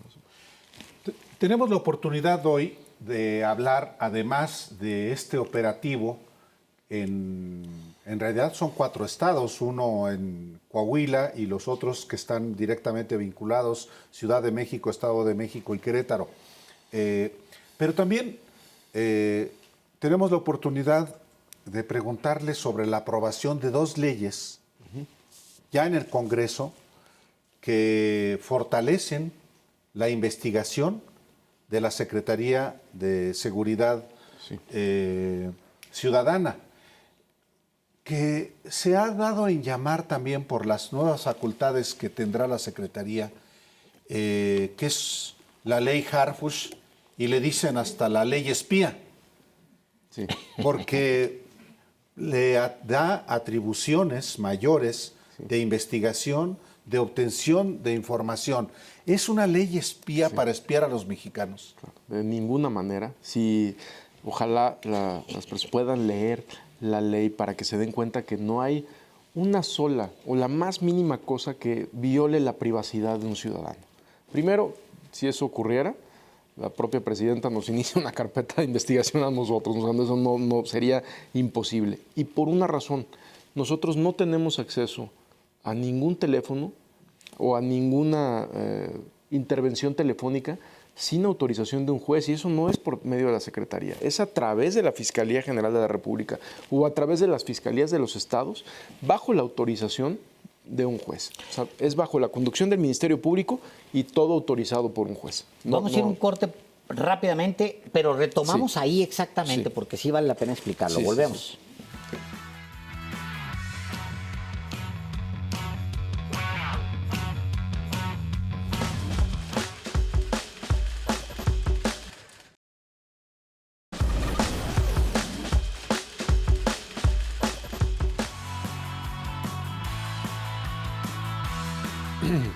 Aunque falta por promulgarse, bueno, han sido aprobadas ya en el Congreso la ley del Sistema Nacional de Seguridad Pública y la ley del Sistema Nacional de Investigación e Inteligencia en Seguridad. Esta es una reforma que decía yo, y por supuesto el secretario aquí está para preguntárselo, otorga mayores facultades de investigación de delitos a la Secretaría y, bueno, se ha generado esa polémica, como yo lo planteaba antes, secretario, la propia oposición y expertos dicen que hay este ánimo de vulnerar la privacidad de los mexicanos. Hasta el hecho mismo, usted decía que no, de que pueda haber intervenciones de comunicaciones privadas sin la autorización de un juez. Usted antes del corte nos decía que esto no es así. No, es imposible. Toda intervención telefónica que quiera realizar la Secretaría de Seguridad tiene que ser bajo la conducción del Ministerio Público, ya sea federal o local, si estamos trabajando en coordinación con alguna fiscalía local, y el Ministerio Público lo tiene que solicitar a un juez. Entonces nosotros no podemos, la Secretaría no podemos ni podrá intervenir un teléfono, o sea, hacer una intervención de comunicaciones de ningún tipo, ni telefónica, ni de mensajería, ni nada, previa autorización de un juez y bajo la conducción del Ministerio Público. Hay otras donde también nos cuestionaban y nos preguntaron si estas bases de datos a las que va a tener acceso yo podría solicitar la información de cualquier ciudadano, meter el nombre y solicitar, de ninguna manera. Se hace si se solicita la información telefónica de alguna persona, tenemos que justificar que hay una carpeta de investigación, hacerlo a través del Ministerio Público para solicitar de determinada persona. No es como que se tengan las bases abiertas y uno meta el nombre de alguien y salga todo, no, de ninguna manera. No. En realidad estas leyes lo que hacen es darle orden a muchas cosas que ya se hacen, ampliar las facultades. Cuando en la Ciudad de México la jefa de gobierno entonces, la doctora Claudia Sheinbaum, siendo jefa de gobierno, envía la iniciativa al Congreso de la Ciudad de México en el 2019 para otorgarle a la Secretaría de Seguridad, a la Policía de la Ciudad de México, las facultades de investigación. También fuimos al Congreso a explicar qué eran esas facultades de investigación, porque fue la primera pregunta. Dijeron, ¿van a espiar? No, de ninguna manera, no tiene nada que ver con espionaje. Es volvernos más útiles para la ciudadanía y para las fiscalías. O sea, las fiscalías tienen policías de investigación normalmente en número que son pequeños. Cuando se le otorgó la facultad de investigación a la Policía de la Ciudad de México, que es la policía de las más grandes del país, y la más antigua, que siempre había tenido una orientación 100% preventiva, lo que hicimos fue volvernos más útiles para la ciudadanía. Antes, la Policía de la Ciudad de México solo podía llegar y tomar parte de un homicidio, no formar parte de la investigación como tal. Es lo mismo que estamos haciendo. Entonces lo que hace es ampliar en realidad la posibilidad de investigar. Sí, y también en el Sistema Nacional de Inteligencia es toda la inteligencia que hay en el país, que es mucha. Hay inteligencia militar, hay inteligencia naval, hay inteligencia financiera, hay inteligencia civil de todas las policías de la República. Todos los países, bueno, la gran mayoría de los países tienen un sistema de inteligencia.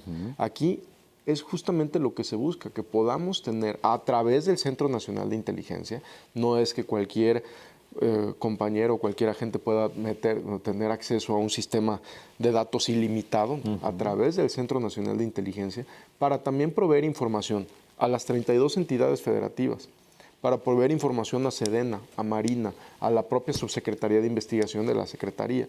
Es decir, es ampliar las facultades y que esa información que se queda muchas veces almacenada en una computadora, pues explote. Una información que no se explota y que no se traduce en detenciones, difícilmente es útil para algo. Nosotros también, como lo hemos dicho aquí mismo, partimos de una premisa muy sencilla. No se pueden bajar los delitos si no detienes a quien comete los delitos. Sí. En estos 8 meses de la administración de la presidenta van más de 24,000 personas detenidas. Y muchos de estos han sido en conjunto con las autoridades estatales, muchísimos. Guanajuato, platicábamos en la anterior ocasión también, ha habido una disminución muy importante. También, obviamente, hubo un cambio en la conducta de la gobernadora, la nueva gobernadora de Guanajuato, Y un el nuevo cambio fiscal. del fiscal, Sí. el cambio del secretario de Seguridad Pública. Es decir, se han generado condiciones para que haya una mayor coordinación y, por tanto, una mayor eficacia contra los delincuentes. Sí, por supuesto, en el caso de Guanajuato, por instrucciones de la presidenta, nos trasladamos en 2 o 3 ocasiones, el general secretario y yo, con la gobernadora. Empezamos a trabajar acciones directas con la Secretaría Local, con la Fiscalía Local también, y así hemos trabajado con muchos estados de la República. Se han asegurado casi 13,000 armas de fuego. Y un dato muy importante, que es importante que la ciudadanía sepa, cuando nosotros en la mañanera pasada dijimos, van 1,150 laboratorios clandestinos para la elaboración de drogas destruidos por Sedena, y por el Ejército y por Marina. Estos 1,150 laboratorios es un número verdaderamente histórico y sin precedentes. ¿Qué quiere decir 1,150 laboratorios? Sí. Es una cantidad de drogas que por semana se deja de producir. Toneladas y toneladas y toneladas de droga que se deja de producir. Fundamentalmente, ¿qué droga, secretario? Metanfetamina principalmente, cristal, drogas sintéticas. Pero aquí no solo es las millones de dosis de droga que no van a llegar a cualquier cantidad de jóvenes aquí en nuestro país y en el extranjero. La cantidad de ingresos que dejan de percibir las organizaciones criminales al destruir y desmantelar estos laboratorios. Esta cantidad de dinero que deja de ingresarle a las organizaciones criminales que lo usan para corromper autoridades, comprar armas que se traducen en homicidios, pagar nóminas y reclutar jóvenes que se traducen después en más detenidos y jóvenes con vidas truncas. Estos laboratorios son muy, muy importantes, más las 3 millones de pastillas de fentanilo que se han asegurado. 3 millones es un montón. Oiga, por cierto, del tema de Sinaloa, ¿cómo va lo que usted se encargó de conducir ahí? ¿En qué momento está la operación que ustedes están desarrollando ahí, la operación federal con las autoridades locales? Haga un corte de eso. De estas 13,000 armas de fuego, casi el 20% se han asegurado en Sinaloa. Ha habido una cantidad de detenidos muy importante, muy relevante. No estamos diciendo que la situación esté resuelta de ninguna manera, pero lo que sí aseguramos es que es una prioridad para el Gabinete de Seguridad, por instrucciones de la presidenta. Hace poco fuimos el general secretario y yo a una evaluación y un balance, y ahí se decidió hacer un nuevo reforzamiento. ¿Estos reforzamientos en qué se traducen? Porque también si solo decimos se mandan más personas, no, se mandan más elementos con misiones específicas. ¿Y cuál es la misión específica? Reducir la violencia. ¿Ha habido un avance? Sí ha habido un avance, definitivamente. Muchas veces hay picos y tenemos días donde hay picos de homicidios tremendos en Sinaloa, pero ¿qué es lo importante? Que en Culiacán ya no tenemos los convoys que se veían antes de octubre, por ejemplo. O sea, no digo que no pasen, que no haya homicidios, por supuesto que hay, pero cada vez se está avanzando más y no, es un asunto que no vamos a soltar hasta que podamos estar aquí informando que la seguridad en Sinaloa está restablecida. Y el problema del tráfico de armas de Estados Unidos hacia acá es enorme. Es enorme y en Sinaloa es un tema delicado a diferencia de otros lugares en el país. Recordemos que era una misma organización, que se conocían, que sabían dónde vivían, que muchas veces eran parientes, se pelean, se rompe. Entonces, la gran cantidad de violencia que se genera es porque sabían dónde encontrarse prácticamente. O sea, se estaban matando entre conocidos, se están matando entre conocidos. Secretario, el 20 de mayo ocurre un doble homicidio en la Ciudad de México. Yo sé que por la característica del doble homicidio de la secretaria particular y del asesor de la jefa de gobierno, hay que ser muy cautelosos, lo ha dicho la fiscal de la Ciudad de México, la propia jefa de gobierno. ¿Hay avances? Sí, aquí lo que tenemos, y que la ciudadanía sepa, es que estamos trabajando. Fiscalía General de Justicia de la Ciudad de México, Fiscalía General de la República, Policía de la Ciudad de México y la Secretaría de Seguridad, con las áreas de inteligencia que corresponden, como Centro Nacional de Inteligencia, Subsecretaría de Investigación, para dar resultados de este doble homicidio tan lamentable que a todos pues fue una noticia terrible, pero vamos a dar resultados. ¿Y hay avances? Por supuesto, sí. Okay. Sobre la coordinación con Estados Unidos, de repente con el ruido que se genera pareciera como que hay una ruptura con el gobierno de Estados Unidos. La parte comercial parece que impacta la parte de seguridad. Sí. ¿Ustedes siguen en mesas de seguridad, siguen conectados los distintos niveles con el gobierno de Donald Trump? ¿Es así? Y ellos mismos han reconocido públicamente la disminución del tráfico de fentanilo. Un ejemplo. Desde la nueva administración, llegó un nuevo director del FBI, de los 10 más buscados, en lo que va de la administración de este nuevo director, han detenido 3 de los 10 más buscados. 2 de esos 10 fueron detenidos por autoridades mexicanas. De esos 10, de los 10 más buscados del FBI, 2 fueron entregados. Entonces, ¿por qué pongo de ejemplo esto? Porque la colaboración es continua. Es continua. Acabamos también de detener a otra persona buscada por otras autoridades estadounidenses y son operaciones continuas. Se hizo un aseguramiento de 110,000 pastillas de fentanilo la semana pasada en Ciudad Juárez, también en coordinación con autoridades, obviamente cada quien en su territorio, pero el intercambio de información es constante. Muy fluido. Sí.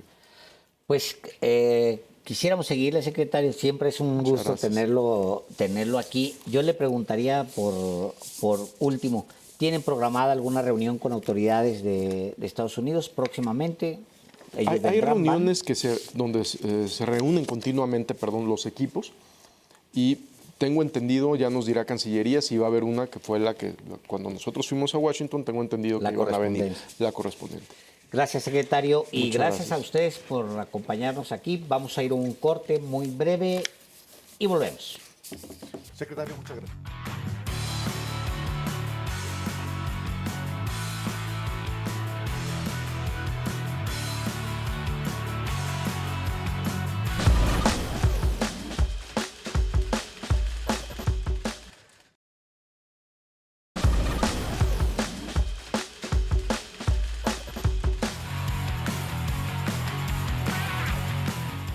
Justo esta fue una semana importante para la relación bilateral México-Estados Unidos, porque el Departamento de Estado, el Departamento del Tesoro de los Estados Unidos le da a conocer a través de su red de control de delitos financieros, FinCEN, que ha designado a 3 instituciones financieras con sede en México como fuentes de preocupación principal, así las llama, en materia de lavado de dinero en relación con tráfico ilícito de opioides, así lo menciona. ¿Cuáles son estas instituciones? Es CI Banco, Intercam y Vector. Sí, fue un anuncio que evidentemente cimbró a no solamente las instituciones financieras, sino también cimbró a la política en México. ¿Por qué razón? Bueno, porque una de esas instituciones financieras, la casa de bolsa Vector, fue fundada y fue dirigida, ya no lo está, de hecho es un presidente honorario, quien fue jefe de la oficina de la presidencia con Andrés Manuel López Obrador. Y esto generó, evidentemente, la presunción de que se trata de un esquema de lavado de dinero que inclusive llega por fin a López Obrador. Sí. Es el capo de capos en México. Sí. Lo digo de esta manera porque así lo están diciendo los malquerientes de Andrés Manuel López Obrador. A ver, es delicado que desde el gobierno de Estados Unidos, desde el Departamento del Tesoro, se identifique a 3 instituciones financieras de México como lavadoras de dinero producto de actividades criminales del cártel Jalisco Nueva Generación, pues naturalmente que es muy delicado. Aunque ahí, pues la primera reacción del gobierno de México fue, pues sí, pero ¿no hay pruebas? Porque se da, Álvaro, la primera reacción en realidad es semanas antes. No sabemos exactamente en qué día, pero la presidenta de México, tú recordarás, dice en su primera conferencia de prensa, después de que se da a conocer este comunicado del FinCEN, así se llama esta institución de Estados Unidos, lo que ella dice es, en semanas anteriores nos notificaron lo de las 3 instituciones, lo de CEIBanco, Intercam y Vector. Ahora, nosotros, por los canales comunes y corrientes, le dijimos inmediatamente al Departamento del Tesoro de Estados Unidos, pásenos la información para empezar a operarlo.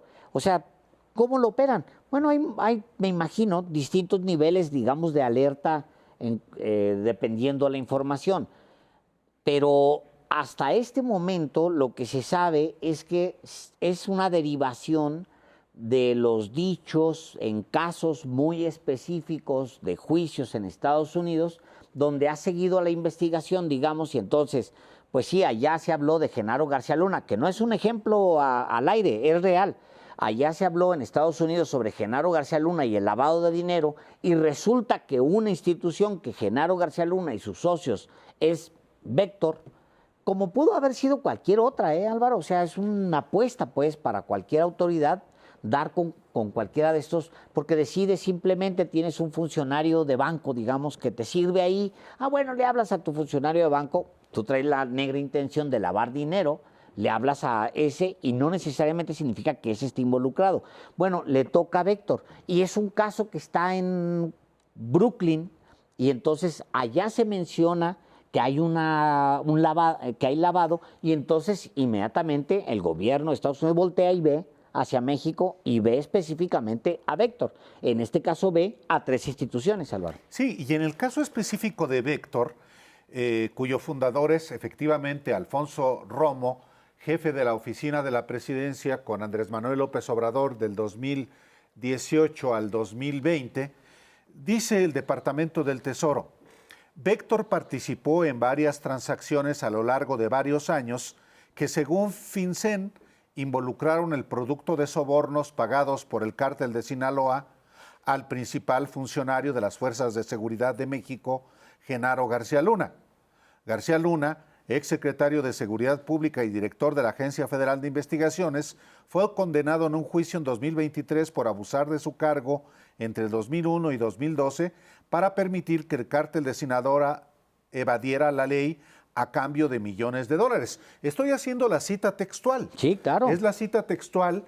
Y entonces, lo que llama la atención es que aquellos que veían en la declaración y la sentencia contra Genaro García Luna por narcotraficante, ahora resulta que sí lo reconocen, pero para involucrar directamente a López Obrador a través de Alfonso Romo. ¿Cuándo detienen a Genaro García Luna, Álvaro? Fue 2019. 2019, fíjate.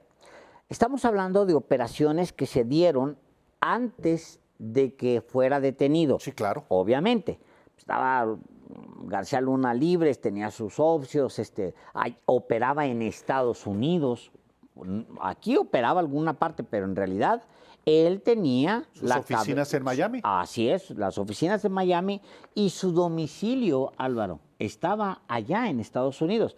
Entonces él estaba operó, y luego pues ya lo detiene en 2019, viene el juicio que todos conocemos, que termina con condenarlo a él, pues algo que es muy cercano a prisión perpetua, digamos, ¿no? Pero la investigación continúa, porque lo que sale en el juicio, lo que permite llegar a la condena contra Genaro García Luna, ahí está. Ahora, estamos hablando de un caso, fíjate, anterior al 2019 que lo detienen. De ahí viene la información. Entonces estamos hablando de operaciones que se dan realmente... De entre 2013 y 2019, Alejandro. Es decir, antes de que sea detenido. Claro.